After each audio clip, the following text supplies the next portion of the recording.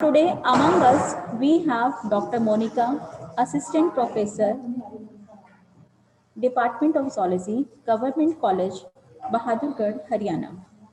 She qualified and availed the DST Fellowship for Women in Intellectual Property Rights, worked as patent scientist.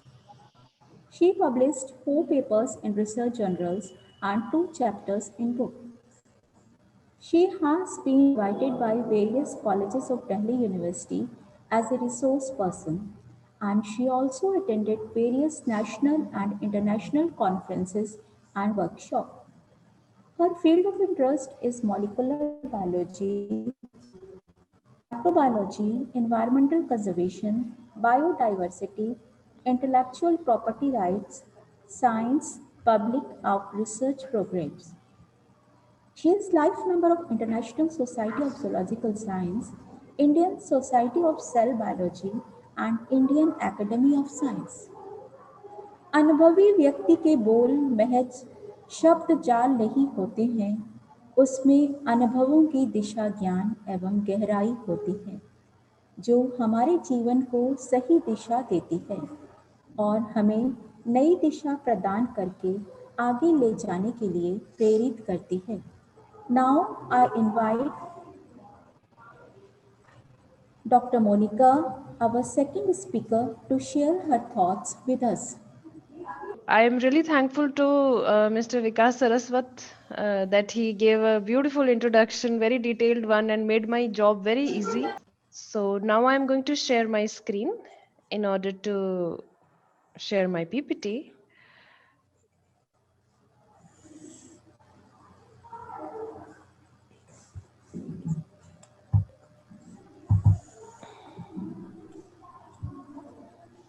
Video आ रहा है लेकिन audio नहीं आ रहा. इनको पास उठा के रखो, ऑडियो तो वीडियो तो देख लें कम से कम. Ma'am, Rekha ma'am, your audio is also now audible. It's working. Okay, so I think I will start. The topic of my talk is intellectual property rights and career opportunities for science graduates. Now, when we are graduating in science, a lot of my students, they ask questions कि ma'am scope क्या होता है, बाद में क्या कर सकते हैं. So हर किसी को हम ये सलाह नहीं दे सकते हैं कि आप MSc करें, आप PhD करें और आप प्रोफेसर या टीचर लगें, क्योंकि हर किसी की वो एम्बिशन भी नहीं होती है. तो ये क्वेश्चन मुझे बार बार हर्ट करता था, तो इसके लिए मैंने और ऑप्शंस देखने शुरू किए कि how can I guide my students better. और उसी के चलते, उन बच्चों को गाइड करने के चलते, I came across a fellowship which was meant for women only, Kiran IPR, which I will be talking later on about it. और वो कोर्स मैंने खुद किया, मतलब मैं खुद स्टूडेंट बन गई अपने स्टूडेंट्स को गाइड करने के चक्कर में. So but it was very fruitful for me. So career options for graduate students generally, traditionally, are that you may go for self-employment, e-content creation. Especially in today's scenario, you can create your YouTube channels, or you can create e-content and commercially as well, right? Or you can be a tutor, teach in an academy, or open your own academy, or maybe home tuitions. So many people do that. Then there is academic research, right? You can go into research field, you can be you can go for higher education for academic purposes or research purposes. You can enter higher education for the purpose of teaching, like us. You can go for publishing industry or as scientific writers. And I will draw the attention of Rekha ma'am कि अगर future में possible हो तो ma'am scientific writing वाला जो ये section है, it will be very beneficial अगर हम अपने बच्चों को इसके लिए भी अवेयर कर पाए फ्यूचर में, क्योंकि ये भी एक अपकमिंग फील्ड है जिसमें many good people cannot write, many good people may not be able to write science well. So we need a lot of people who can write science logically and express them. Then many of my students appear for public services, state public services or center public services. They prepare for various exams. Then you can enter research in industry or for contractual, jobs. Then comes the yellow box, in which we have IP related jobs, intellectual property related jobs. Now, this is what is the main topic of my talk today, and I will focus on this aspect. सबसे पहले जैसे विकास sir ने बहुत knowledge दी intellectual property rights के बारे में, एक layman को या एक हमारे ग्रेजुएट स्टूडेंट को उसका सोर्स ऑफ इंफॉर्मेशन क्या होना चाहिए? उसका सोर्स ऑफ इंफॉर्मेशन ऑथेंटिक होना चाहिए और एक गवर्नमेंट एजेंसी की वेबसाइट रहे तो चीजें काफी क्लियर रहती हैं कि it is more authenticated. So वाइपो इज वन सच एजेंसी. ये एक यूएन एजेंसी है, right, world intellectual property organization, जिसका काम है आईपी सर्विसेज प्रोवाइड करना, पॉलिसीज बनाना और इंफॉर्मेशन क्रिएट करना, शेयर करना, और जो मेंबर कंट्रीज हैं, जो कि 193 मेंबर स्टेट्स हैं आज की डेट में, उन सब में एक कोऑर्डिनेशन, एक कोऑपरेशन की सेंस क्रिएट करना in order to benefit from intellectual properties, right. एक इंटर कम्युनिकेशन हो between different countries, information sharing हो. तो उसके लिए आप कैसे फायदा उठा सकते हैं कि आप सीधा वाइपो टाइप करें गूगल पे और आपके सामने वेबसाइट खुलेगी, जिसमें आपके सामने ये बहुत सारे ऑप्शंस आएंगे in which you have intellectual property. तो उसमें आप देखेंगे कॉपीराइट, पेटेंट्स, ट्रेडमार्क्स, इन सब के बारे में डिटेल्ड इंफॉर्मेशन अवेलेबल है.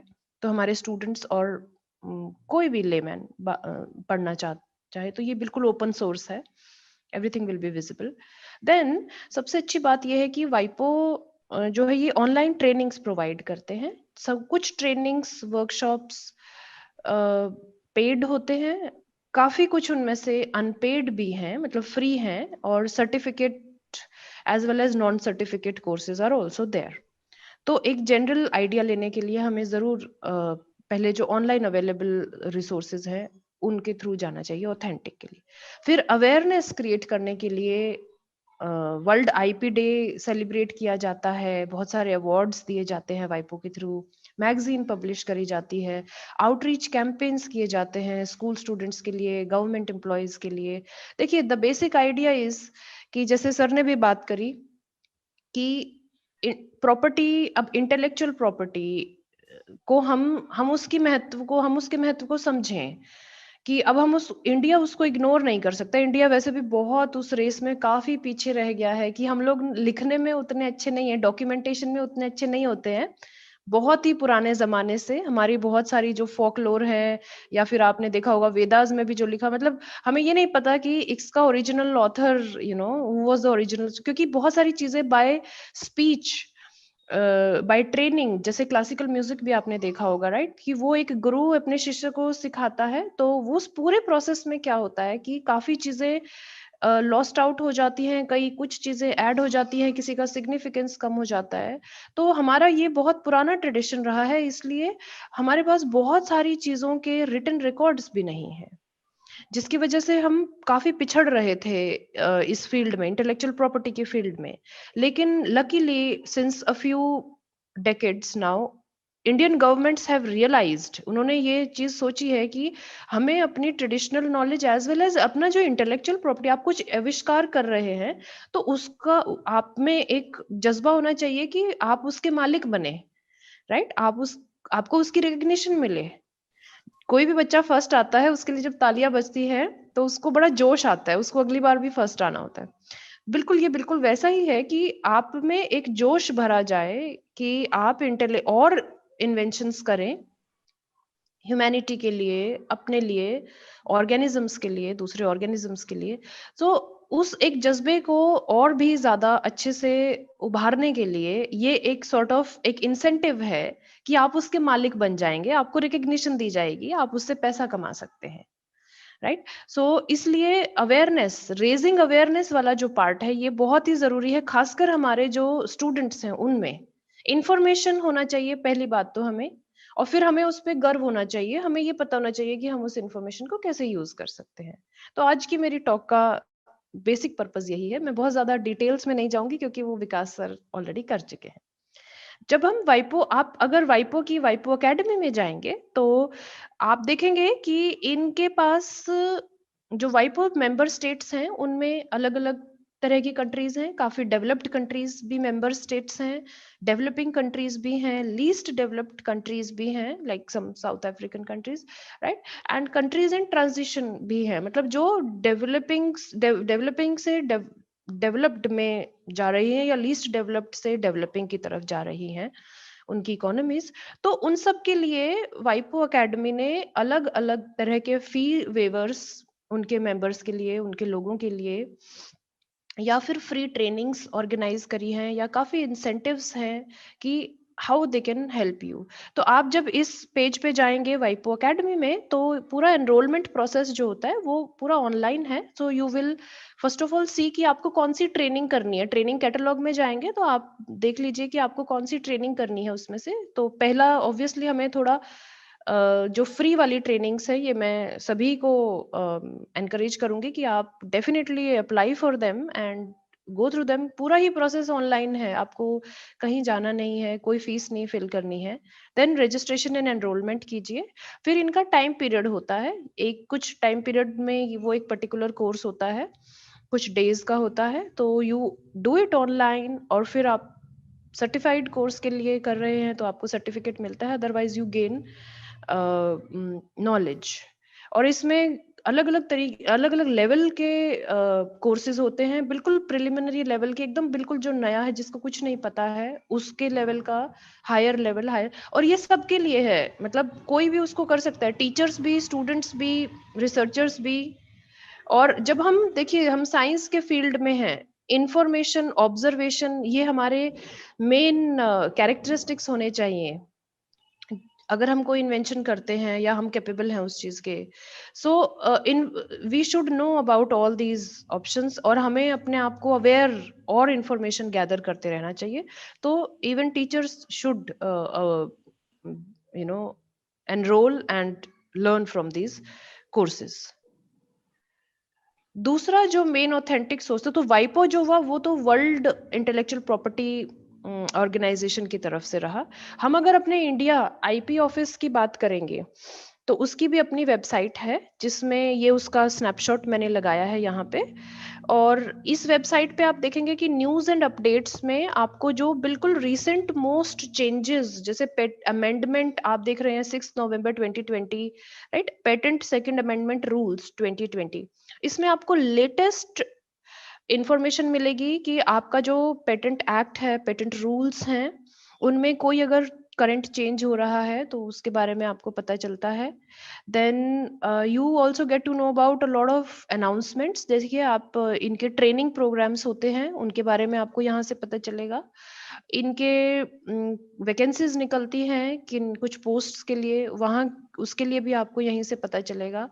या आपको आउटरीच प्रोग्राम्स करते हैं ये स्कूल्स के लिए, कॉलेजेस के लिए, उसके बारे में भी आपको, you can get everything from the website. और फिर आप जब राइट हैंड साइड का इंफॉर्मेशन देखेंगे तो you have see comprehensive e filing, public search, dynamic utilities, e gateways, right. तो देखिए जो पूरा प्रोसेस है ना पेटेंट लेने का, पेटेंट के बारे में जानने का, किस किस चीज को पेटेंट मिल चुका है पहले मेरी फील्ड में। For example, if I am from biology field और बायोटेक्नोलॉजी फील्ड, तो आप देखेंगे कि बहुत सारे recent advancements होती रहती हैं in the nature of implants और से स्टेंट्स दैट आर पुट। बहुत सारे इक्विपमेंट्स हैं, बहुत सारे इम्प्लांट्स हैं जो आपकी बॉडी में डाले जाते हैं। तो खासकर इसका एग्जांपल मैं इसलिए दे रही हूँ कि आज के तारीख में सबसे ज्यादा जो एडवांसमेंट हो रही है ह्यूमन हेल्थ के सेक्टर में, वो इम्प्लांट्स में हो रही है।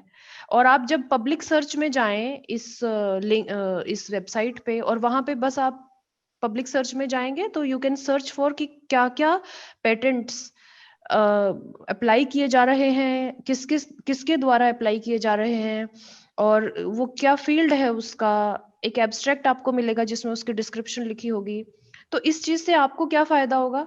आपको ये फायदा होगा कि आपको एक जनरल आइडिया मिलेगा कि मुझे अगर मैं इसी चीज पे काम कर रहा हूँ या कर रही हूँ, तो मुझे इसमें कितनी एडवांसमेंट हो चुकी है और मुझे उससे आइडिया लेके क्या और मैं कर सकती हूँ या कर सकता हूँ इन फ्यूचर, राइट। एंड दूसरा है, देखिए इनके बहुत सारे जर्नल्स हैं, एनुअल रिपोर्ट्स हैं, वैकेंसी अनाउंसमेंट्स हैं, जहां से आप रिसेंट एडवांसमेंट्स का पता कर सकते हैं। फिर patent rules, acts, manuals, guidelines, वो ई कॉपीज अवेलेबल हैं। अगर आप खरीदना नहीं चाहते हैं, एक्सेसिबिलिटी नहीं है, आप उनके ई कॉपीज फ्रीली डाउनलोडेबल है। फिर देखेंगे कंट्रोलर्स डिसीजन, कौन किस चीज का पेटेंट ग्रांट हो गया, वो एक पब्लिक स्टेटमेंट है।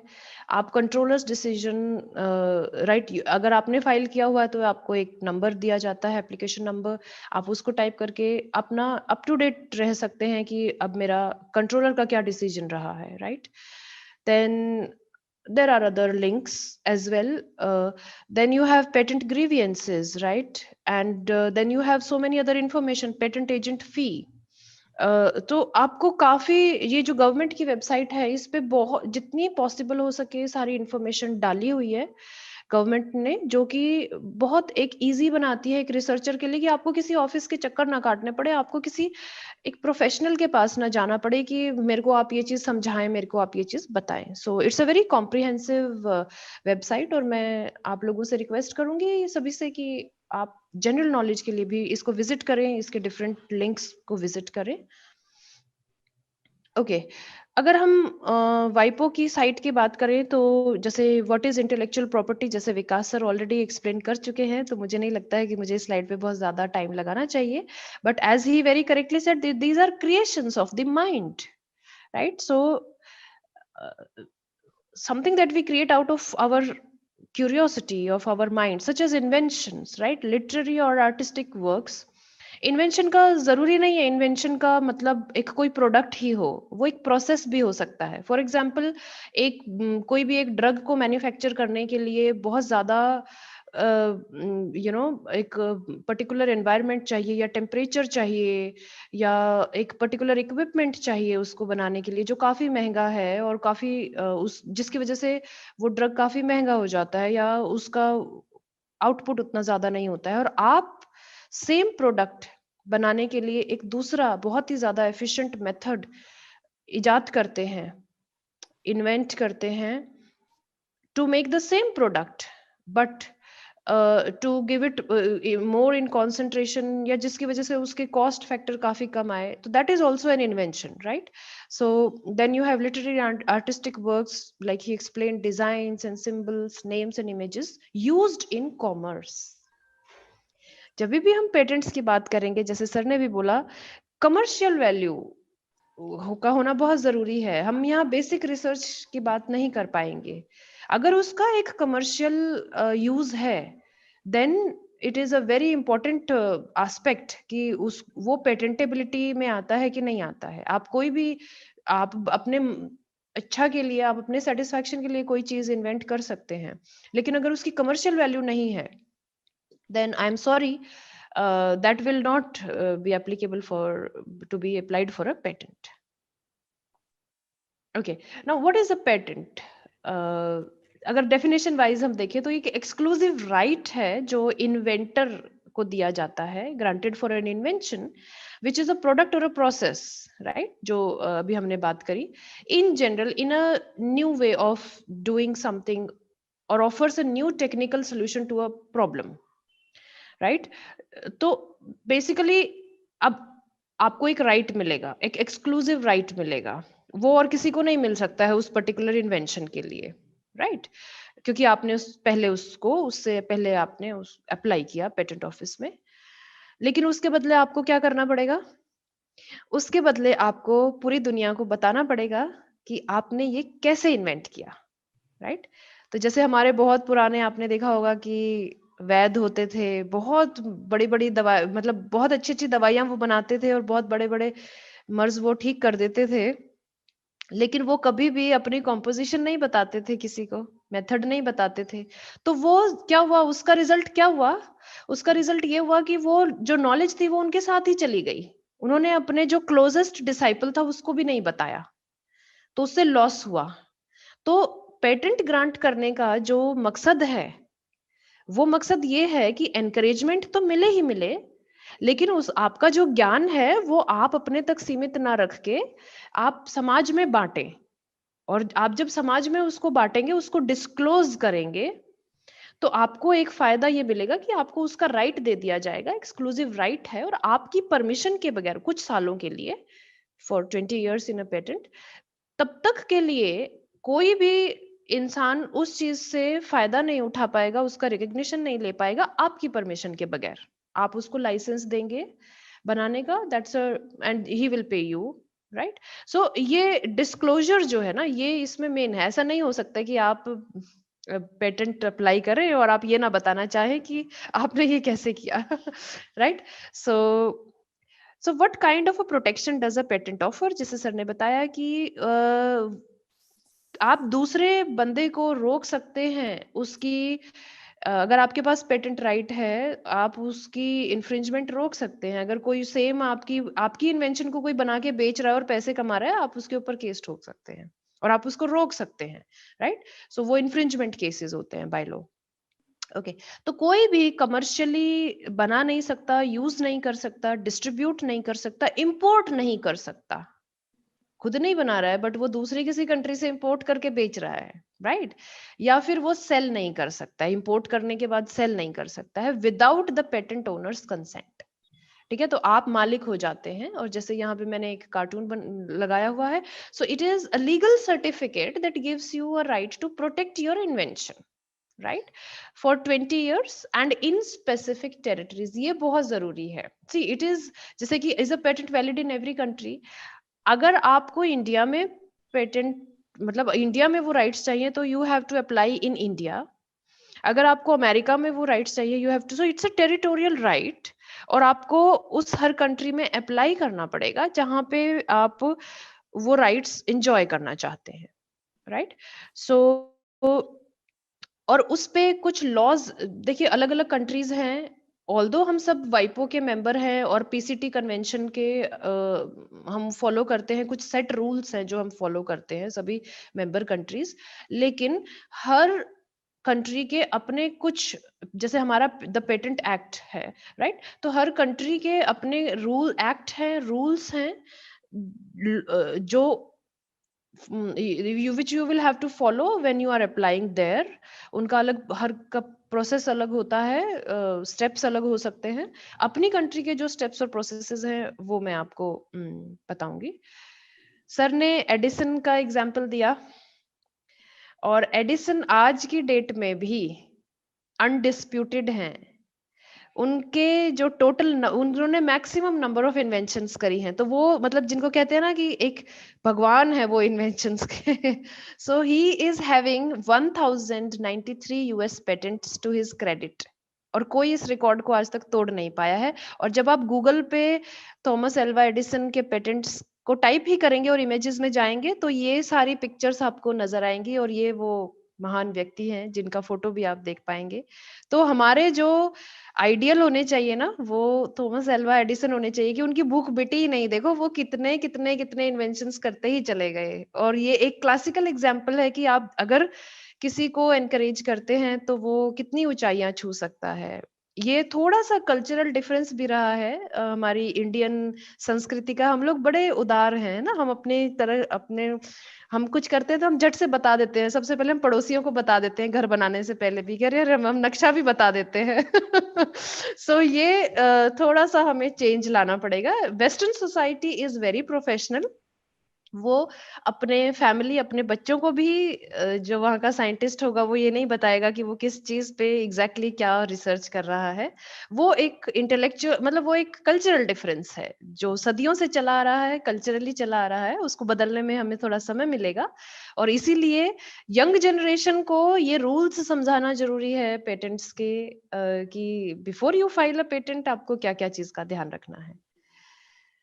अगर हम इंडिया और ग्लोबल लीडर्स की बात करें, यूएस, जापान, चाइना, तो देखिए ये 2019 अक्टूबर 6 की रिपोर्ट है इकोनॉमिक टाइम्स में, और total patent applications filed and total patent grants. देखिए फाइलिंग आप कर देते हो, लेकिन कई साल लग जाते हैं ग्रांट होने में, क्योंकि उस जो आपने एप्लीकेशन डाली है उसमें आप पूरा डिस्क्रिप्शन देते हो कि ये मैंने चीज ऐसे बनाई, ऐसे बनाई, ऐसे बनाई, और उसको एक्सपर्ट्स की कमेटी या कंट्रोलर, मतलब पूरा पेटेंट ऑफिस जो है, मतलब वो लोग पूरा एग्जामिन करते हैं, एग्जामिनर्स हैं, एग्जामिन करते हैं कि एक्चुअली में ये चीज फिजिबल है कि नहीं। तो वो एक्सपर्ट्स होते हैं अपने हर फील्ड के, जैसे कंप्यूटर साइंस के अलग होंगे, बायोटेक के अलग होंगे, फिजिक्स के अलग होंगे, केमिस्ट्री के अलग होंगे। तो वो एग्जामिनेशन वाली स्टेज होती है जहाँ पे एग्जामिनर्स एग्जामिन करते हैं कि हाँ मतलब इन्होंने ये एग्जैक्टली ये काम किया है कि नहीं किया है, फिर वो अपनी रिपोर्ट सबमिट करते हैं, and then it goes for तो ये इतना लंबा प्रोसेस होता है कि इसमें कई साल लग जाते हैं। इंडिया में तो पहले बहुत ही साल लग जाते थे, तो अब लेकिन गवर्नमेंट ने इस चीज का ध्यान दिया है कि अगर ये प्रोसेस बहुत लंबा होगा तो हम डिस्करेज कर रहे हैं लोगों को फाइलिंग के लिए। तो अभी आज की डेट में कई इसके सॉल्यूशन निकाले गए हैं ग्रांटिंग प्रोसेस में, कि आप थोड़ी सी एक्स्ट्रा पेमेंट करके एक्सपीडिएट कर सकते हैं अपनी एप्लीकेशन को। दैट मीन्स कि आप उसको फास्ट वाले प्रोसेस में डाल सकते हो, या फिर जो इन जनरल भी टाइम लग रहा है ग्रांटिंग में, उसको काफी कम किया गया है, प्रोसेस काफी फास्ट किया गया है। पहले मैन पावर भी नहीं थी, अब बहुत सारे एग्जामिनर्स की पोस्ट निकालते हैं, मैन पावर बढ़ाई है आईपी ऑफिसेज में, प्रोसेस को ऑनलाइन किया गया है। सो अब काफी चीजें बेटर है। लेकिन फिर भी देखिए, इतना सब करने के बाद भी फाइलिंग ऑफिस में देखें कि India lags very very behind. आप इंडिया की पोजीशन देखिए, इंडिया में कितने पेटेंट्स फाइल होते हैं और चाइना में कितने से। तो आप देखिए, चाइना यूएस और जापान और यूरोपियन कंट्रीज को भी पछाड़ चुका है। और चाइना के आगे बढ़ने का कारण, एक ये मेन कारण है कि उसने अपनी इस एबिलिटी को पहचाना है कि हमें अपने इंटेलेक्चुअल प्रॉपर्टी को रिकग्नाइज करना होगा और उसके हकों के लिए लड़ना होगा और उसके हक मांगने होंगे, ऐसे एजर्ट करने होंगे।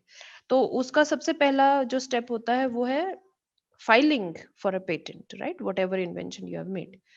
तो इससे हमें ये सबक मिलता है कि इंडिया को अभी देखिए बहुत बहुत इम्प्रूव करना है। फाइलिंग फाइलिंग तो पहला स्टेप है।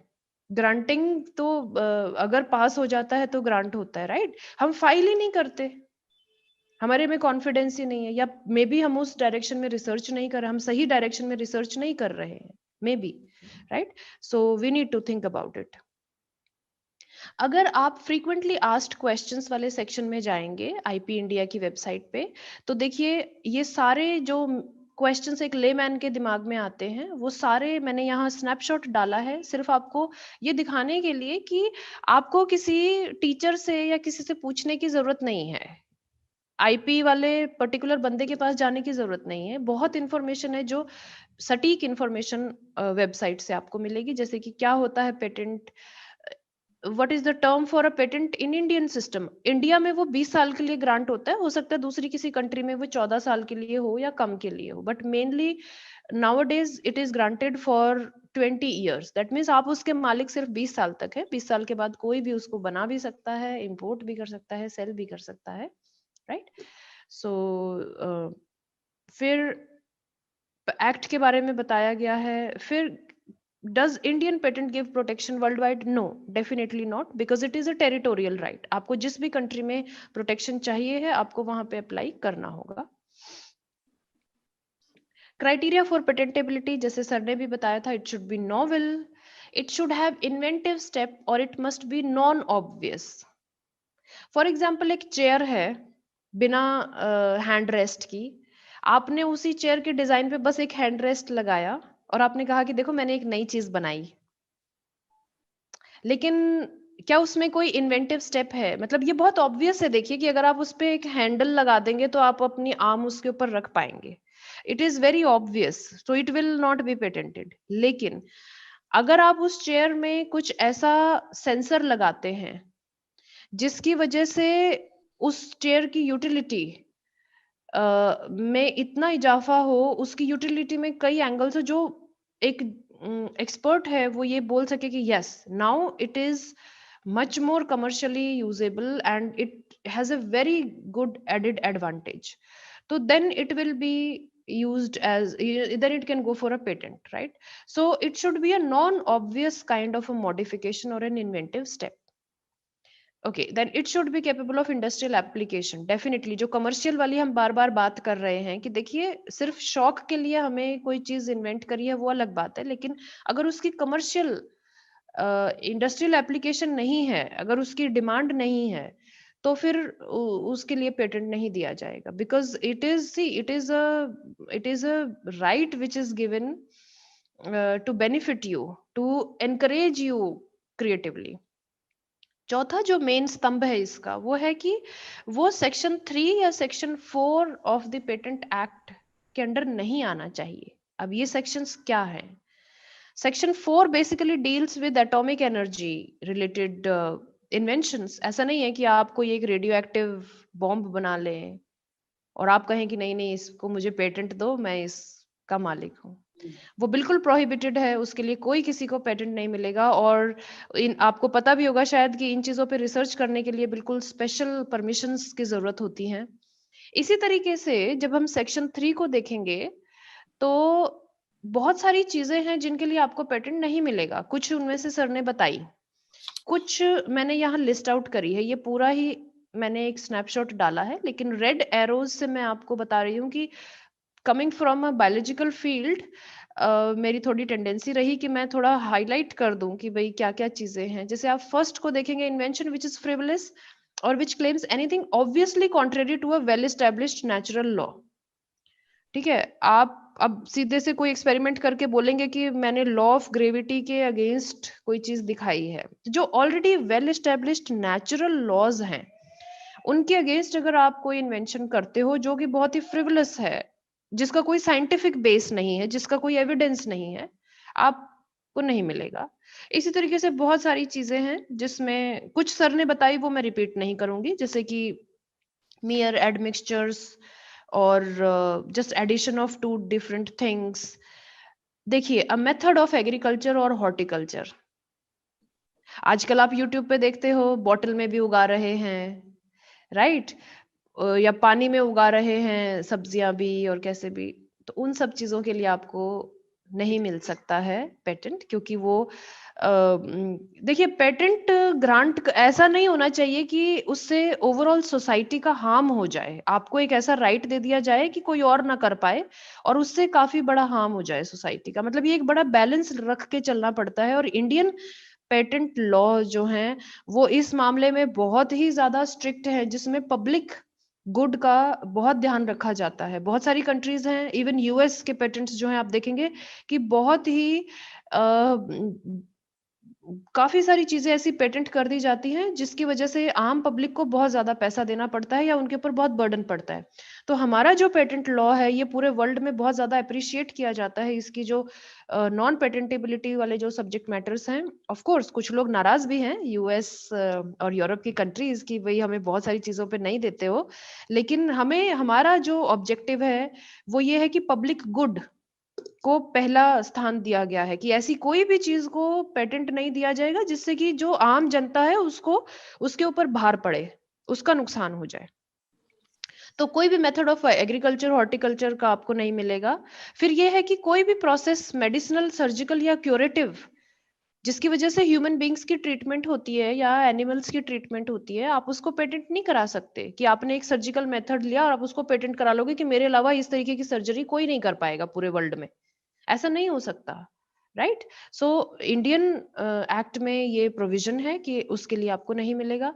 फिर plant and animal in whole, आपने कोई प्लांट, आप जंगल में गए, आपने देखा कि ये नई वैरायटी है, इसको पेटेंट कर लो, मतलब मेरे अलावा इसको कोई नहीं use, no, it cannot be. देखिए इसमें लिखा हुआ है इन होल, दैट मीन्स आप उसका एक्सट्रैक्ट निकाल के प्यूरिफाई करके कोई कंपाउंड निकालोगे, यस, फॉर दैट प्रोसेस, और उस प्रोडक्ट को आप मॉडिफाई कर दोगे chemically, and for that product also you can get it, but not for it as a whole, right?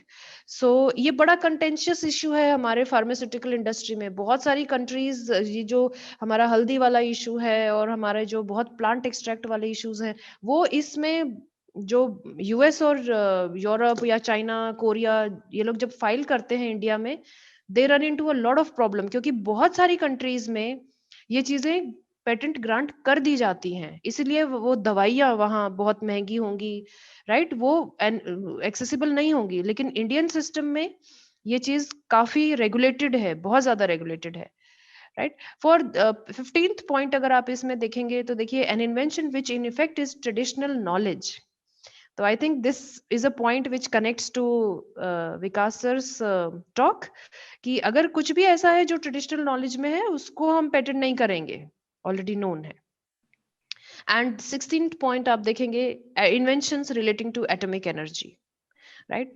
So these are non patentable subject matter. क्यों हमें पता होना चाहिए इनके बारे में? पता चले आप रिसर्च करे जा रहे हो और आपने इतनी भारी भरकम फीस भी पे कर दी, क्योंकि पेटेंट फाइल जब करते हो तो फीस भरते हो, आपने फीस भी फाइल भर दी, आपने फाइल भी, और आपको ये नहीं पता था कि ये तो पेटेंट हो ही नहीं सकता, राइट। सो हम क्या नहीं कर सकते हैं उसकी भी हमें जानकारी होनी चाहिए बिफोर, कौन सी रिसर्च हमें करनी चाहिए, क्या पेटेंटेबल है क्या नहीं है, उसका पूरा हमें ज्ञान होना चाहिए। क्योंकि ये पूरा खर्चीला प्रोसेस है, देखिए फाइलिंग से लेके एग्जाम में हर चीज के लिए आपको फीस डिपॉजिट करनी है, तभी वो अगले स्टेप पे जाएगा, और ये काफी ज्यादा होती है फीस। और अगर आप एक पेटेंट एजेंट के थ्रू जा रहे हैं तो वो अपनी भी फीस लेता है।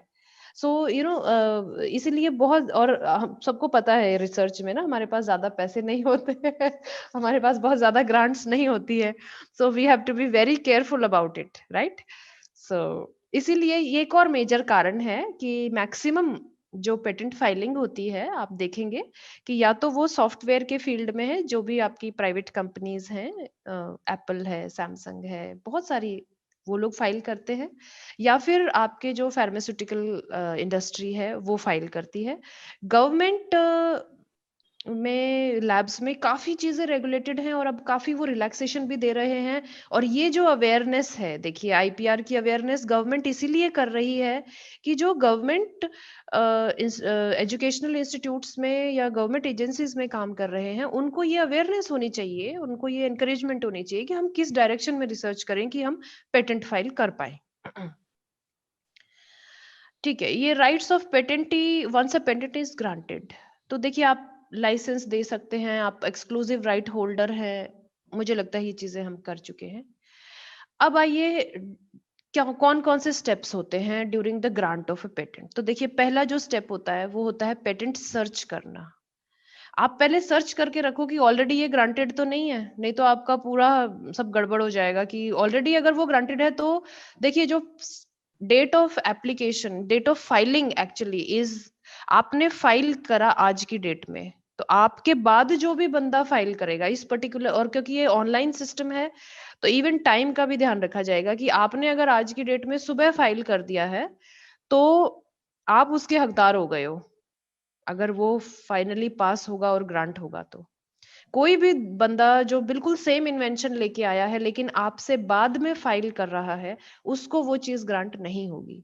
तो पहले आओ पहले पाओ वाली सुविधा, राइट। तो उसके लिए बहुत जरूरी है हम ये देख लें कि इस चीज को ऑलरेडी कोई पेटेंट ग्रांटेड तो नहीं है। तो वो आप पेटेंट सर्चेज में जाएंगे आईपी इंडिया की वेबसाइट पे, और वहां पे एक्सटेंसिव सर्च करेंगे अपने फील्ड में कि आप देखें कि जैसे आप इम्प्लांट्स पे काम कर रहे हैं अगर, तो आप सिंपल इम्प्लांट्स लिखिए और वहां पे बहुत सारी लिस्ट आएगी हजारों हजारों में, और आप उन सबको देखिए। ये लंबा प्रोसेस होता है, आपको करना चाहिए बिफोर यू अप्लाई। दूसरा स्टेप है पेटेंट ड्राफ्टिंग। आप जो एक एप्लीकेशन फाइल करते हैं, बहुत सारे फॉर्म्स भरने पड़ते हैं, और जो मैंने बताया था कि आपको पूरा प्रोसेस डिस्क्राइब करना पड़ेगा, और आपको क्लेम्स भी डिस्क्राइब करने पड़ेंगे। क्लेम्स वो पार्ट है, मतलब ये सारा टेक्निकल पार्ट है जिसमें एक एक्सपर्ट आपको हेल्प करता है, पेटेंट एजेंट या फिर जिसने आईपीआर की ट्रेनिंग ले रखी है, not necessarily a patent agent, और वो कंसल्टेंट होता है। तो वो आपको हेल्प करते हैं क्लेम्स की लैंग्वेज बनाने में, कि ऐसा ना हो जाए कि आप इन्वेंशन को क्लेम नहीं कर पा रहे हो प्रॉपरली। आप उसमें कुछ स्टेटमेंट्स लिखते हो, और वो स्टेटमेंट्स जो हैं वो लीगल लैंग्वेज में होनी चाहिए प्रॉपरली, जिसमें आपको मैक्सिमम बेनिफिट मिले आपकी इन्वेंशन का। ऐसा ना हो कि कोई चीज आपकी इन्वेंशन में कोई एक एस्पेक्ट छूट जाए, आपने उसको अगर क्लेम नहीं किया है तो दूसरा बंदा उसको क्लेम कर सकता है later on in his invention, अगर वो आपकी इन्वेंशन को इम्प्रूव करके दे रहा है तो, राइट। तो पेटेंट ड्राफ्टिंग एक बहुत बड़ा स्टेप है जिसमें आपको एक एक्सपर्ट की हेल्प लेनी पड़ती है। अगर आप एक सिंपल रिसर्चर हैं तो आप अकेले नहीं कर पाएंगे उसको, otherwise you will lose on it. तो पेटेंट ड्राफ्टिंग पूरा एक एप्लीकेशन होता है। जैसे आप पेपर पब्लिश करते हैं, आप एक एब्स्ट्रैक्ट लिखते हैं, फिर आप पूरा डिस्क्रिप्शन इंट्रोडक्शन लिखते हैं, फिर मटेरियल एंड मेथड लिखते हैं, डिस्क्राइब करते हैं कि आपने एक्सपेरिमेंट्स कैसे किया, फिर आप रिजल्ट्स भी बताते हैं। तो ये बिल्कुल वैसी ही एक एप्लीकेशन होती है, लेकिन और डिस्क्रिप्टिव, बहुत ज्यादा भी डिस्क्रिप्टिव नहीं, क्योंकि कुछ चीजें आप बचा भी सकते हो, जो अननेसेसरी है वो आपने नहीं लिखना है, मे बी आप उसमें और इम्प्रूव करके एक अगला पेटेंट फाइल करना चाहते हो। तो ये बहुत ही समझ से लिखने वाली एक स्टेप है पेटेंट ड्राफ्टिंग, जिसकी ट्रेनिंग करी जाती है। तीसरा है पेटेंट एप्लीकेशन फाइलिंग, राइट। सो अब ये जो फाइलिंग वाला प्रोसेस है, ये यहाँ से शुरू होता है कि आपको एक पेटेंट एजेंट की हेल्प चाहिए होती है, आपको एक आईपी फर्म की हेल्प चाहिए होती है, क्योंकि इसमें कई सारे फॉर्म्स आप भरते हो और फिर आप फाइल करते हो। फिर है पब्लिकेशन ऑफ पेटेंट एप्लीकेशन, ये तो ऑफिस कर देता है अगर उनको लगता है कि ठीक है, सारा फॉर्मेट ठीक है, सब कुछ है, आफ्टर अ पर्टिकुलर टाइम। उसके बाद एग्जामिनेशन होता है जो एग्जामिनर्स करते हैं, और उसके बाद grant of a patent if everything is found okay with your application and if it is commendable job. तो ये पूरा प्रोसेस, जैसे मैंने कहा, कई साल ले लेते हैं इस प्रोसेस में। ये कुछ स्पेसिफिक डिफरेंट स्टेप्स हैं जिनका टाइम लिमिट भी मैंने लिखा हुआ है कि काफी रूल्स होते हैं कि एक जैसे आप प्रोविजनल एप्लीकेशन डाल दें, आप कुछ एक्सपेरिमेंट्स कर रहे हो, आपको पक्का पता है कि हाँ अब मैं बिल्कुल एक एक्सपेरिमेंट करके मुझे बस वैलिडेशन करना है और ये मेरा 3-4 महीने में एक्सपेरिमेंट हो जाएगा और इसके बाद मेरा पेटेंट फाइलिंग के लिए बिल्कुल रेडी होगा।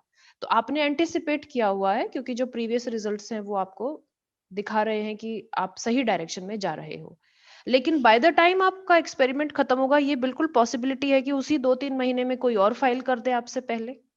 तो इसके लिए सरकार ने एक प्रोविजन किया हुआ है कि आप प्रोविजनल स्पेसिफिकेशन फाइलिंग कर सकते हो, पहले प्रोविजनल स्पेसिफिकेशन कर सकते हो, फिर within 12 months, within a year, you have to supplement it with a complete specification. मतलब पूरी की पूरा प्रोसीजर डिस्क्लोजर जो है वो आपको देना पड़ेगा विद इन अ ईयर। अगर आप नहीं दे पाए तो आप it will be then it will be lost, क्योंकि आप डिस्क्लोज कर चुके हो ऑलरेडी फाइल करके। तो ये काफी एक कैलकुलेटेड मूव होना चाहिए हमारी तरफ से। Then there are various forms which you have to file.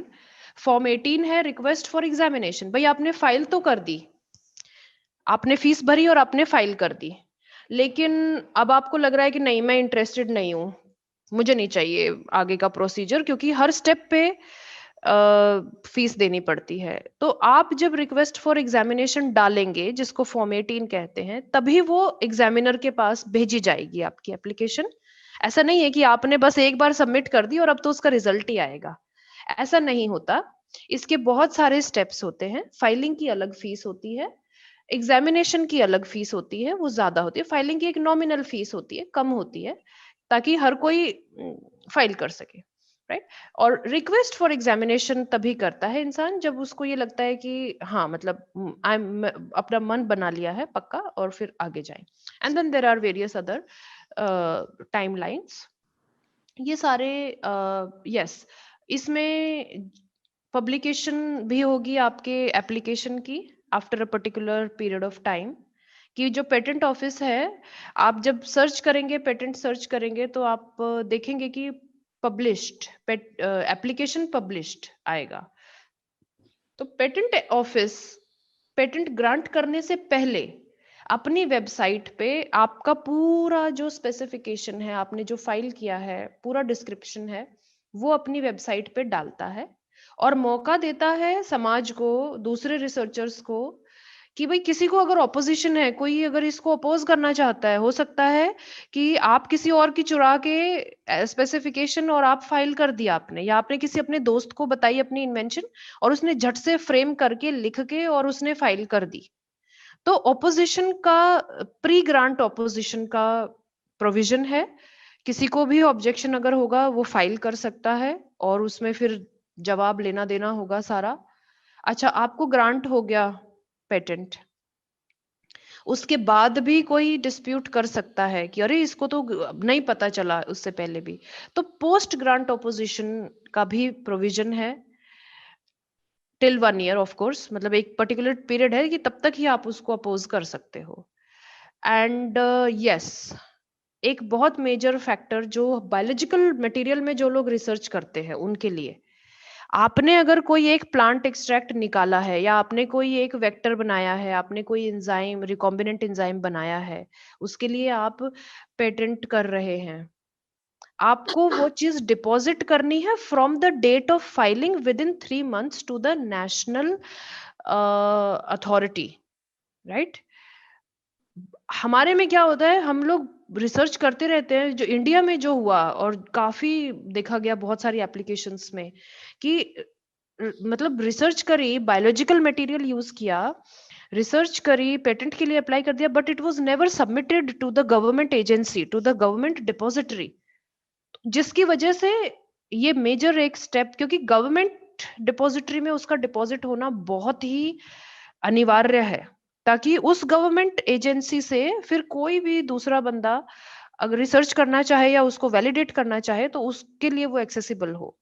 तो ये स्टेप हम सबको, बायोलॉजिकल रिसर्च में जो लोग हैं उनको ये समझना बहुत जरूरी है, अदरवाइज इसकी पेनल्टी लोग देते हैं या फिर उनको पेटेंट ग्रांट नहीं होता है, बहुत सारे केसेस में ऐसा हुआ है। ओके, नाउ ये मैंने पूरा प्रोसेस आपको बताया बहुत ही ब्रीफ में, डिटेल में नहीं, लेकिन अब इस प्रोसेस को बताने के पीछे मकसद ये था कि साइंस ग्रेजुएट का रोल इस पूरे प्रोसेस में कहाँ आता है, हम कहाँ फिट होंगे करियर ऑप्शन के लिए। तो जो ड्राफ्टिंग वाला स्टेप मैंने बताया कि क्लेम्स लिखने पड़ेंगे, एक पर्टिकुलर लैंग्वेज होती है, उसकी ट्रेनिंग होती है, तो उसमें अगर आप उसी फील्ड के इंसान हैं, जिस फील्ड की रिसर्च हो रही है, आप फार्मा के बंदे हैं या आप कंप्यूटर साइंस के बंदे हैं, तो you will be able to assess and you will be able to formulate it in a much better way as compared to a lawyer or a patent agent who is not from your field, right. अगर आप एक biotechnologist से computer applications वाली application लिखवाएंगे तो वो definitely उसको समझ भी नहीं पाएगा प्रॉपरली। तो इसलिए जो ड्राफ्टिंग वाला फील्ड है उसमें ये पूरी कोशिश करी जाती है कि उन एक्सपर्ट्स को, उन सब्जेक्ट एक्सपर्ट्स को इन्वॉल्व किया जाए जो उस पर्टिकुलर फील्ड के लोग हैं। Filing and prosecution, if you are working as a patent agent, then teaching, training and spreading awareness like I am doing right now, right? So these are the places where a science graduate will be required to fit in this particular manner. Now how to be an IPR professional, तो हम लोग, मैं किसी एक particular term नहीं देना चाहती हूँ, IPR प्रोफेशनल हम उनको बोलेंगे। तो उसकी क्या क्या कैटेगरीज हैं, देखिए IPR प्रोफेशनल बनने के लिए आप एक पेटेंट एजेंट बन सकते हैं, जिसका एक एग्जाम कंडक्ट होता है, उसको आप पास करें, उसकी एलिजिबिलिटीज होती है जो भी हम डिस्कस करेंगे, और फिर आप एज अ पेटेंट एजेंट काम कर सकते हैं एक लॉ फर्म में, या फिर अपनी इंडिविजुअल प्रैक्टिस भी आप कर सकते हैं। दूसरा है as a patent examiner. Now this is a government job which is also based on, ये गवर्नमेंट ऑफिसेज जो IP ऑफिसेज हैं, 4 हेडक्वार्टर्स हैं इनके, कोलकाता, मुंबई, चेन्नई, दिल्ली। तो यहाँ पे पेटेंट एग्जामिनर्स की पोस्ट्स निकलती हैं, जिसका एक रिटन एग्जाम होता है, अगर आप वो क्लियर करते हैं तो आपको as a patent examiner government gives you a job and then you are posted and your job is to examine the patent applications there. तीसरा जो मेन है वो है IP कंसल्टेंट, मतलब ना तो आप एक पेटेंट एग्जामिनर हैं, ना ही आपने पेटेंट एजेंट का एग्जाम क्लियर किया है, लेकिन फिर भी आप एक एसेट हैं IP इंडस्ट्री के लिए, right. So you will be working like an IP consultant.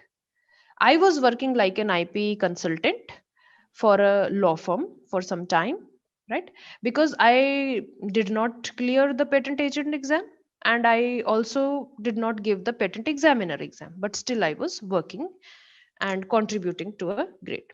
तो यहाँ पे मैंने एक एग्जाम्पल दिया है August 6, 2018 में, जैसे कि direct recruitment of 220 post of examiner of patents and design.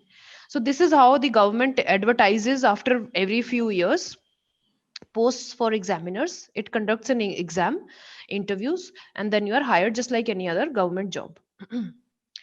Role क्या है पेटेंट एजेंट का? See, it is a person who is registered with the Indian Patent Office and who has capacities to practice before the controller, right? The controller is just like a judge in a general court setup, right? So आप IP office की बात करेंगे तो वहां पे अलग अलग field के कंट्रोलर्स होते हैं. तो बायोटेक का अलग होगा, और तो जो भी एप्लीकेशंस है उनको उनके फील्ड के हिसाब से दी जाती है, और वो उस पे अगर कोई उनको ऑब्जेक्शन होता है या कोई क्लैरिफिकेशन होती है तो द कंट्रोल आपको हियरिंग्स के लिए जाना पड़ता है. The second is to prepare all documents, transact all business and discharge such as other functions in front of the controller and for you. तो ये एक तरीके से पेटेंट एजेंट, जैसे आप एक लॉयर हायर करते हैं कोई भी कोर्ट केस फाइट करने के लिए, तो आप पेटेंट एजेंट के थ्रू जा सकते हैं for filing your applications and further proceedings. क्या एलिजिबिलिटी रहती है to register as a patent agent? पहली बात तो सिटीजन ऑफ इंडिया होने चाहिए आप. आपकी 21 साल की उम्र कंप्लीट हो जानी चाहिए. आपकी एक डिग्री होनी चाहिए साइंस में. ये एक्चुअली ये रूल चेंज हुआ कुछ साल पहले, क्योंकि पहले सिर्फ यहाँ ये था कि सिर्फ लॉ वाले जो स्टूडेंट्स हैं वही लोग जिन्होंने LLB किया है वही लोग इसको फंक्शन कर सकते हैं. लेकिन फिर एक प्रॉब्लम आई कि जो लॉ वाले लोग हैं वो साइंटिफिक लैंग्वेज नहीं समझ पाते हैं और वो फाइट आउट नहीं कर सकते हैं. तो this change was inserted and now you should have a bachelor's degree in science, right? Whether it is an MBBS or right, BTech or BSc, right? You should have a degree in science, engineering or technology from any university in India. Right? And also with addition to these three facts, you should have qualified the examination, patent agent examination, right? And there is another provision जो already in job लोग हैं तो उसको हम नहीं discuss करेंगे यहाँ पे. तो अब यहाँ पे मेन चीज ये निकल के आती है कि हमारे मोस्टली जो ग्रेजुएट स्टूडेंट्स हैं after graduation they can appear for this exam and if they clear they can get hired as patent agents. देखिए IP इंडिया की वेबसाइट पे जब आप जाएंगे तो पेटेंट एजेंट एग्जामिनेशन वाले कॉलम में अगर आप जाएंगे तो आपको प्रीवियस ईयर्स क्वेश्चन पेपर्स मिलेंगे सारे, राइट? आप देख सकते हैं यहाँ पे 2016 नवंबर तक के भी, तो आंसर की भी मिलेगी उनकी. So I encourage all my students to visit it, go through it and see what kind of questions are asked. And because you are eligible, you should appear for this exam. And a very good news is that the upcoming exam in 2020 still the date is there for online application for this exam. It is 25th of Feb, right? तो आपने online application डालनी है, तो आप IP India की website पे जाके you can apply for this patent agent examination and prepare by using the previous years question papers, right? Now the next thing is what is the use what is the role of a consultant or a scientific officer in IP firms?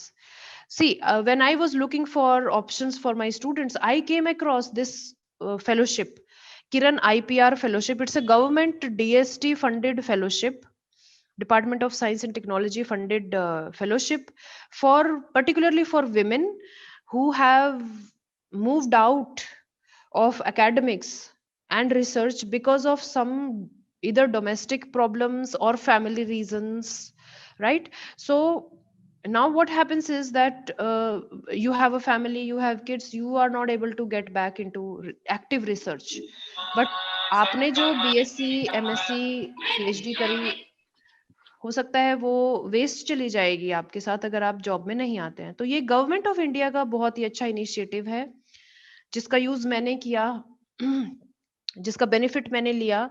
और ये 1 year programme होता है जिसमें आपको 1 year के लिए fellowship मिलती है. It's a paid non taxable income that you are getting, as well as you are getting a training for 1 month, and for 1 year you are working in a law firm, you are getting training, right? So how to apply for it, who can apply for it. So I was a member of 8th batch.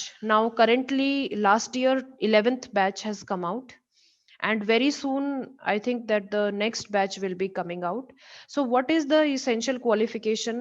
So you go to this website, Kiran IPR WOSC, right? All the women in the category, and you see that women with Indian citizenship, essential qualification is Master of Science, right, or bachelor's in engineering or technology, right, and the age is minimum 27 years and maximum 45 years, because it is meant primarily for women who have moved out of research and active academic lifestyle because of some problems, whether domestic or otherwise. सो इसीलिए देखिए 27 years की minimum age है, आप 27 years से पहले apply नहीं कर सकते इसमें, क्योंकि initially there was a little problem कि बहुत यंग एज की जो ग्रेजुएट स्टूडेंट्स हैं, पोस्ट ग्रेजुएट स्टूडेंट्स हैं, उन लोगों ने इस स्कीम का फायदा उठाना शुरू कर दिया था, जिसकी वजह से जो ओल्डर फीमेल्स हैं वो स्टिल लेफ्ट आउट थी, क्योंकि number of seats is very limited all over India. तो इसलिए इन्होंने ये ब्रैकेट रखा है 27 to 45 years of age, right? And then who are not eligible, अगर आप परमानेंट गवर्नमेंट सर्विस में हैं तो आप अप्लाई नहीं कर सकते हैं। So only the unemployed females और the females who are working in private sector can apply, right?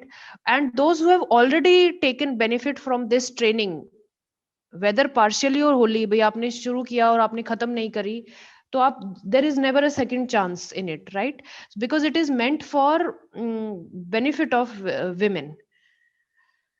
Desirable है proficient in handling computerized database, आपको एक basic computer knowledge होनी चाहिए, Microsoft, PowerPoint, Excel ये सब आना चाहिए।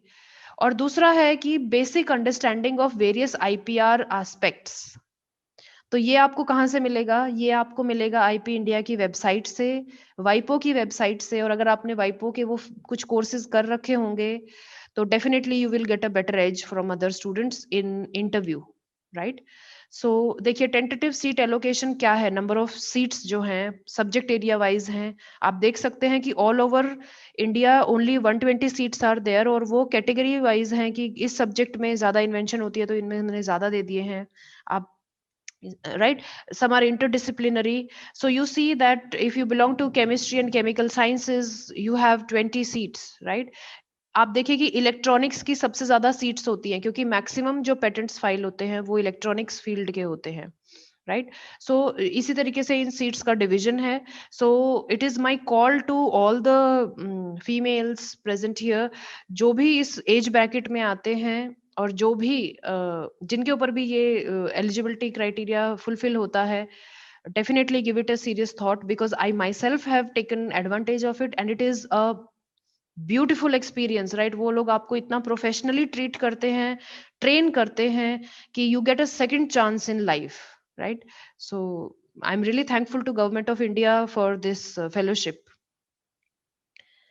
ठीक है, आप नहीं करना चाहते हैं, जो मेरे यंग ग्रेजुएट स्टूडेंट्स हैं, अब आफ्टर ग्रेजुएशन मैम क्या करें, ये बड़ा क्वेश्चन होता है उनका, right?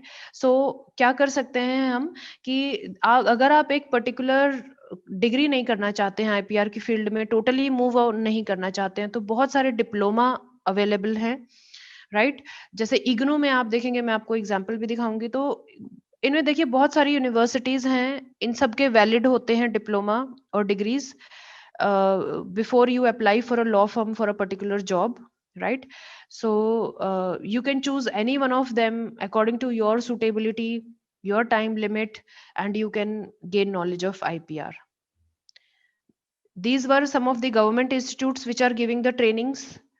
These are some of the private and deemed universities which are also very good and very they have good placement opportunities as well.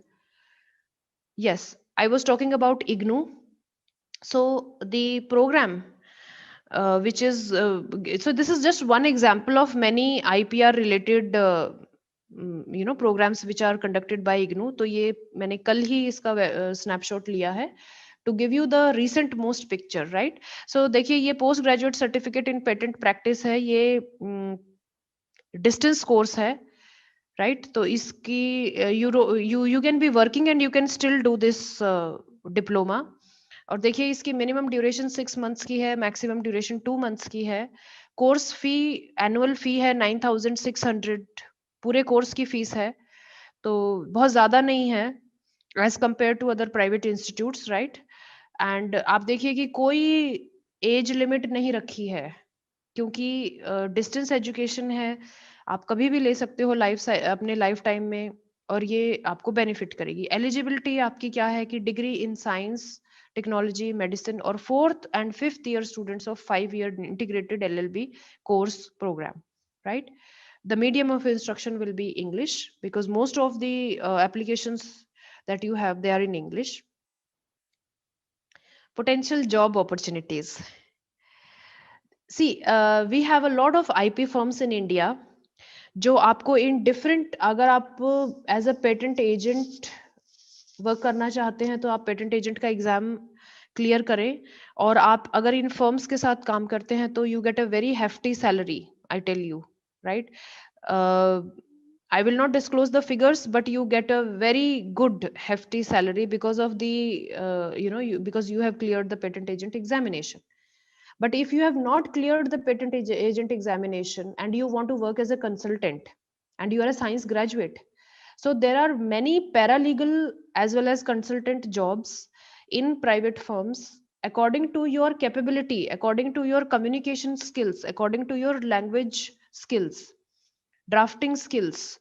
They will pay you, they will first test you, train you, and then they will pay you, right? So even those salaries are very they're very commendable. And these are the various IP firms which are present in India, and there will be many more. And अगर आप रेमफ्री and सागर की बात करते हैं, आनंद and Anand advocates की बात करते हैं, तो ये वो टॉप ब्रांड नेम्स हैं आईपी फर्म्स के। लेकिन इनके अलावा भी बहुत सारी फर्म्स हैं जो छोटी फर्म्स हैं, लेकिन वो उनमें कम लोग काम करते हैं, लेकिन they do quality work, right. बहुत ही ज्यादा उसमें, मतलब you don't need to work for a very high brand if you don't want, right? So इसमें बहुत सारी opportunities हैं, Khurana and Khurana, Lex Orbis, right. So all of them employ you. और देखिए प्राइवेट फर्म में आपको अपनी नॉलेज, कम्युनिकेशन स्किल्स और सिंसेरिटी के हिसाब से आपको प्रोग्रेस मिलती है, आपको सैलरी मिलती है, और एक आपको एक एनवायरनमेंट मिलता है, प्रोग्रेसिव एनवायरनमेंट मिलता है जिसमें आपको काम करना चाहिए। तो आप कुछ साल एक प्राइवेट फर्म में काम करके आपको इतना एक्सपीरियंस आ जाता है कि आप अपनी प्राइवेट प्रैक्टिस भी शुरू कर सकते हैं। बहुत सारे लोग ऐसा कर रहे हैं। तो ये कुछ ही फर्म्स हैं, इनमें उस फर्म का नाम नहीं है जिसमें मैं काम करती थी, राइट। लेकिन वो फर्म, उस फर्म में फिर भी अप्रोक्सीमेटली 100 एम्प्लॉइज थे, और वो बहुत ही अच्छी हेफ्टी सैलरी मुझे दे रहे थे। तो even if you are not picturing on very well known names, you can still earn good respect. सबसे बड़ी बात ये थी कि वहां पर आपको आपके काम के लिए रिस्पेक्ट मिलती है। तो I was given a lot of regard and recognition. Even if I was not a patent agent, I was, in fact, I was a consultant for the patent agent, because that person was a simple MSc student who had cleared the patent agent examination and became a patent agent.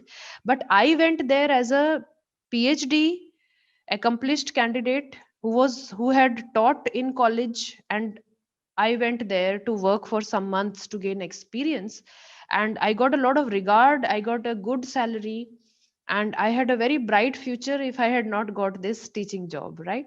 So there is always a future for people who look for opportunities, who are ready to work hard. Yes, I was talking about some paralegal or legal assistant kind of jobs. Now, this is a snapshot which I took some time back last year. And this is a firm SS Rana in Delhi. And this is how they, this is how they give their advertisements for vacancies. So, आप देख सकते हैं कि desired profile, right. Desired profile में वो कुछ थोड़ा बहुत आपसे written and spoken communication skills अच्छी होनी चाहिए आपकी, क्योंकि ये सारा काम एप्लीकेशंस डेसिफर करने का है या कंसल्टेंसी का है। और ये कोई बड़ी बात नहीं है, ये हमारे जो साइंस ग्रेजुएट्स होते हैं, they have very good communication skills, the only problem is that they are not confident enough. So I will give a call to all my science students that you read a lot of newspapers, you listen to a lot of interviews, you broaden your knowledge base before you apply for these private sector jobs. यहाँ पे experience लिखा है 2 से 3 साल का, लेकिन अगर आप फ्रेश कैंडिडेट हैं तो भी आप जरूर जाइए इंटरव्यू देने, अप्लाई कीजिए, क्योंकि साइंस फील्ड से अभी भी बहुत ज्यादा लोग नहीं ज्वाइन करते हैं। हम लोग चाहते हैं बस हम बीएससी कर लें, एमएससी कर लें और हम जॉब लग जाए, या फिर हम एक गवर्नमेंट जॉब में लग, after BSc we apply for a government job. There is a lot of demand for good science graduates in private sector, right? तो आप देखिए एजुकेशन में वो लिख रहा है ग्रेजुएशन और post graduation in any stream, because in a law firm all these applications are handled and your expertise may be used in any of these sections. तो आप अप्लाई करें, झिझके नहीं अप्लाई करने से पहले, लेकिन उससे पहले अपना बेस तैयार करें, आप अपनी नॉलेज गेन करें, आप डिप्लोमा कर लें, आप ऑनलाइन कोर्स कर लें along with your studies, right? Along with your studies. So, and it is going to benefit you just after you complete your graduation. And thank you very much for a very patient hearing. And I hope I have taught you, I have shared a few things which have benefited my audience. And I will be very happy to take up questions. And once again, I am very thankful to the organizers to have given me this beautiful opportunity to spread, the light which I received. So I don't want to keep this knowledge to myself. I want to spread it as much as possible and to see all my students working as very good professionals. Thank you very much. Thank you for your lecture. It was a very elaborate presentation and full of informations. और जो मैंने इसमें understanding मेरी हुई, उसमें मेरे को ये समझ में आया कि अनलाइक अदर कोर्सेज अभी इसमें कुछ बहुत फॉर्मलाइज कोर्स नहीं है आईपीआर में. ये किसी कुछ कोर्सेज का पार्ट जरूर है, बट अपने आप में कुछ कोर्सेज कम ही ऑफर करता है. तो जिसमें आपने जो बताया उसमें इग्नू का कोर्स हमारे बच्चों के लिए सबसे ज्यादा यूजफुल मुझे लगा. Yes ma'am. दूसरा एक मुझे ये भी लगा कि बहुत ज्यादा ये सिटी ओरिएंटेड चीजें हैं, अर्बन ओरिएंटेड चीजें हैं. यस. और इसमें English as communication language is very important. तो ये तो इसका पार्ट हुआ जिससे कि थोड़ा सा हमारा जो सेक्टर है वो थोड़ा सा इसमें लैगिंग बिहाइंड है. दूसरा ये कि कुछ जो क्वेश्चंस है मेरे बच्चों के उसमें वही आ जाता है कि जैसे कैरियर के बारे में आपने बता दिया. एक इंटरेस्टिंग क्वेश्चन है कि आपने जो पायरेसी के बारे में जिक्र किया, तो जैसे सपोज कोई किसी के आइडिया को पायरेट कर लेता है, तो जिसका आइडिया पायरेट किया गया वो कैसे कंप्लेन कर सकता है? ये हमारी एक स्टूडेंट है सबा समरीन, उनकी तरफ से क्वेश्चन. मैम, अगर सपोज किसी ने आपका आइडिया चुरा के और पेटेंट फाइल कर दिया है, तो इसका पूरा there is an agency, government agencies हैं और पूरा एक प्रोसीजर होता है कि आप ऑफिशियल फाइल करते हैं, ऑब्जेक्शन फाइल करते हैं. सो वो आपको आईपी इंडिया की वेबसाइट पे जब आप जाते हैं, सो वहाँ पे ग्रीवियंसेस का एक आप देखेंगे, पेटेंट ग्रीवियंसेस का एक ऑप्शन है. You can apply there, or you can simply write an email over there highlighting grievances, which will see your application and then forward it, right? क्योंकि इनका एक अलग अपील का सेक्शन होता है, जिसमें अगर ये प्रूव हो जाता है कि if the controller will see कि इस एप्लीकेशन में मतलब कितनी सच्चाई है, क्या हमें इसको डिस्कस करना चाहिए. So definitely there is a very strong grievance cell which is with the patent office. Second question है हमारे स्टूडेंट्स की तरफ से, is there any online course for IP? Yes ma'am, there are various courses. जैसे मैंने वाइपो academy का बताया था, तो सभी बच्चे जरूर सर्च करें वाइपो अकेडमी में. कुछ बिल्कुल फ्री ऑफ कॉस्ट कोर्सेज हैं, ऑनलाइन कोर्सेज हैं, और कुछ पेड हैं. ये तो हुए ऑनलाइन कोर्सेज वाइपो एकेडमी से। उसके अलावा जितनी भी मैंने ये गवर्नमेंट इंस्टीट्यूट्स और प्राइवेट इंस्टीट्यूट्स के बारे में बताया है, देखिए वो डिप्लोमा भी कराते हैं, डिग्रीज भी कराते हैं। अगर आप बहुत पैशनेट हैं और आपने ये मन बना लिया है कि मुझे आईपीआर के फील्ड में ही जाना है और मुझे पेटेंट एजेंट एग्जाम क्लियर करके I have to work in IP being a science graduate, तो आप डिग्री कोर्सेज कीजिए उसमें प्रॉपरली। अगर आपको ये लगता है कि ये एक एड ऑन कोर्स मैं करना चाहता हूँ फॉर द टाइम बीइंग या करना चाहती हूँ एंड आई विल सी कि वेदर आई फिट और नॉट, तो उस केस में आई विल सजेस्ट कि आप एक डिप्लोमा करें। डिप्लोमा के बेसिस पे आप एक जॉब करें for some time. If you enjoy it you go ahead, if you don't enjoy it you have already gained the knowledge and you become a spreader of knowledge. पहले problem ये थी ma'am कि most of the patent agents are from the field of law, क्योंकि ये society में एक concept बना हुआ था कि जो पेटेंट एजेंट होता है ये एक लॉ का फील्ड है जी। तो हमारे जो नॉन लॉ ग्रेजुएट्स हैं या जो सिंपल ग्रेजुएट्स हैं वो इसमें नहीं जा सकते हैं। ऐसा कुछ नहीं है, मैंने आपको सारी डिजायरेबल कंडीशंस बताई हैं, एलिजिबिलिटी कंडीशंस बताई हैं, यहाँ ये कहीं नहीं लिखा हुआ है। साइंस के साथ तो ये बिल्कुल हैंड इन हैंड है आईपीआर। यस यस, सो हमारे जो साइंस के लोग हैं उनमें अवेयरनेस नहीं है, मेन प्रॉब्लम ये है। हमारे बच्चे अप्लाई इसलिए नहीं करते हैं क्योंकि हमारे टीचर्स ही अवेयर नहीं है, हमें ही नहीं पता कि एलिजिबिलिटी कंडीशन क्या है, राइट। सो ऐसा कुछ नहीं है कि ये सिर्फ लॉ वाले लोग ही पढ़ सकते हैं, कर सकते हैं। मैंने भी पेटेंट लॉ, पेटेंट एक्ट पढ़ा और मुझे बहुत मजा आया। लॉ की लैंग्वेज भी बहुत ही इट इज वेरी एक्साइटिंग क्योंकि वो हमारे साइंस के फील्ड से बिल्कुल अलग होती है एंड वर्ड्स में से आप और मीनिंग्स निकालते हैं और हम ज्यादा प्रोफिशिएंट हैं।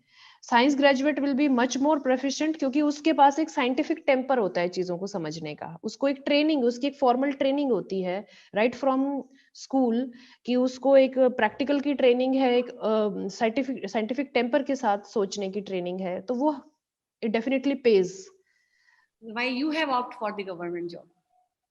My passion was always to teach graduate students, not even school students. I want to be amongst the, because see my both parents were teachers, right?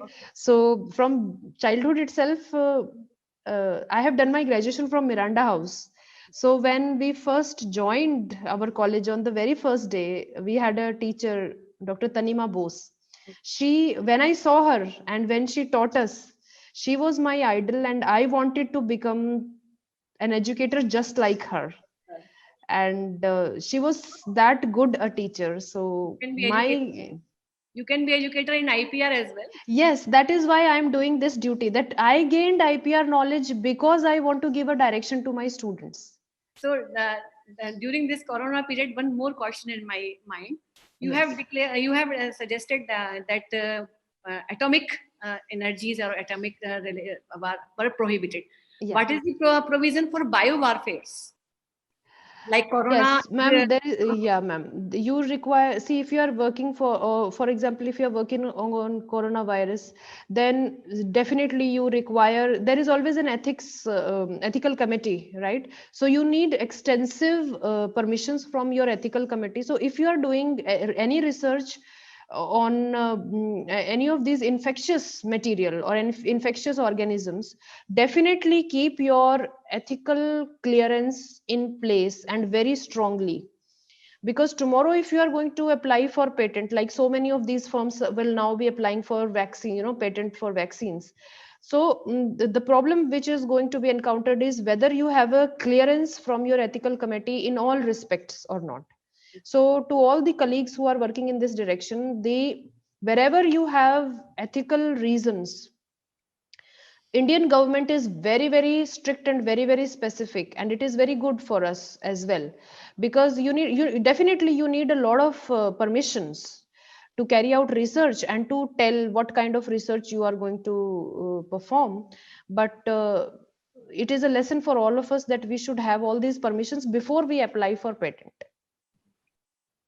Okay, Monica. Thank you for giving me this opportunity. एक छोटी सी चीज मैं add करना चाहती हूँ कि इसमें बार बार हमने ये कहा कि अच्छी कम्युनिकेशन स्किल्स, अच्छी इंग्लिश, कोई भी बच्चा डिस्करेज ना हो। मैं भी एक गांव से आती हूँ, जो अंग्रेजी बोलते हैं यहाँ कोई अंग्रेजों की औलाद नहीं है वो सब इंडियंस हैं, और हम सबके घर में हमारी मदर टंग बोली जाती है। कोई भी किसी भी स्टेज पे ये सिर्फ एक लैंग्वेज है। आप एक छोटा सा कोर्स करके you can gain the knowledge of language. आप देखिए लैंग्वेज को कभी ये मत सोचिए क्योंकि मुझे ये लैंग्वेज नहीं आती है तो मैं ये कोर्स नहीं कर पाऊंगी। Never let that enter in your head, so don't get discouraged. Good afternoon ma'am. या मैम मेरा क्वेश्चन है, जैसे हम लोग कुछ ना कुछ क्रिएटिविटी या इनोवेशंस करते रहते हैं, तो how can we identify an invention as a inventive step? Yes. See, that is why I gave all that detailed information about ki first of all we should see that our invention is patentable, right? So it does not fall under the sections 3 and 4 of all those units, right? So हमें ये चीज ensure करनी पड़ेगी। दूसरी चीज ये है कि वो जो 3 क्राइटेरिया है मेन की कमर्शियल वैल्यू, राइट? उसकी कमर्शियल वैल्यू पहले तो नॉवेल होना चाहिए। It has to be absolutely new, not known before your product और your process. The second thing is that whatever inventive step it has over the other products of the same nature, it has to be of a nature.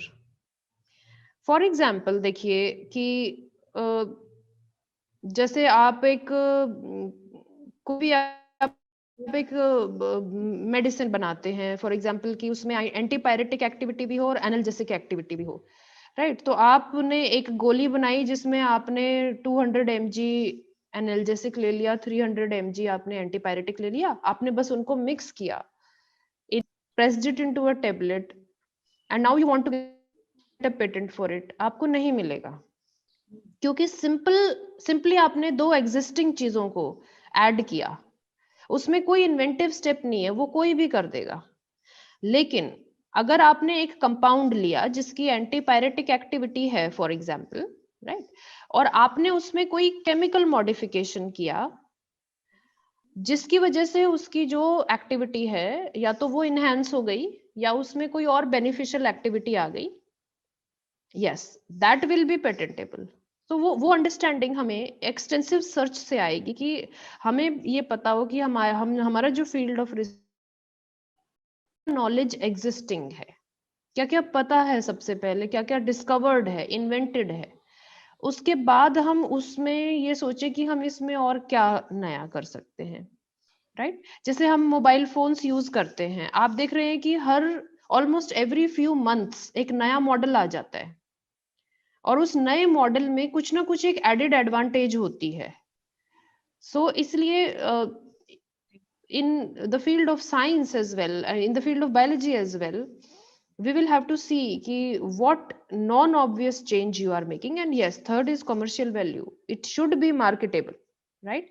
तो जैसे vaccines हैं, drugs हैं, implants हैं, ये सब इनकी commercial value है, इसलिए you go for patentability. Thank you. तो धन्यवाद बहुत बहुत। अब हमारा सत्र समाप्ति की ओर अग्रसर है। अंत में मुझे यह दायित्व दिया गया है कि मैं सभी का धन्यवाद ज्ञापित करूं। ये 1 दिवसीय वेबिनार टीकाराम कन्या महाविद्यालय द्वारा department of biotechnology star college scheme के अंतर्गत आयोजित की गई है। सर्वप्रथम मैं डीबीटी का धन्यवाद करना चाहूँगी जिन्होंने जंतु विज्ञान व वनस्पति विज्ञान विभाग के कैपेसिटी बिल्डिंग के लिए एक अच्छी धनराशि सैंक्शन की है, जिससे निश्चित ही हमारा विद्यालय लाभान्वित होगा। अब मैं आज के प्रथम वक्ता मिस्टर विकास सारस्वत जी का धन्यवाद करती हूँ, जिन्होंने IPR के अंतर्गत ज्योग्राफिकल इंडिकेशन पर बहुत ही महत्वपूर्ण जानकारी हम सबके साथ शेयर की। मुझे पूर्ण विश्वास है कि सभी लोग इस जानकारी से लाभान्वित होंगे। इसी धन्यवाद की श्रृंखला में मैं अपनी दूसरी वक्ता डॉक्टर मोनिका को धन्यवाद देती हूँ, जिन्होंने IPR में विज्ञान के विद्यार्थियों के लिए रोजगार की संभावना पर बहुत ही महत्वपूर्ण एवं उपयोगी जानकारी हम सभी के साथ साझा की, जो कि उनके रोजगार के लिए एक नई राह खोलने में मददगार साबित होगी। आज की वेबिनार के विषय का चयन मुख्यतः विद्यार्थियों को ध्यान में रखते हुए किया गया था। अंत में मैं अपनी समस्त टीम की ओर से सभी शिक्षक साथियों, विद्यार्थियों व अन्य सहभागियों का धन्यवाद करती हूँ, जिनकी महत्वपूर्ण सहभागिता के बिना इस वेबिनार की सफलता अधूरी है। So, thank you very much to each and everyone and have a nice day. Namaskar.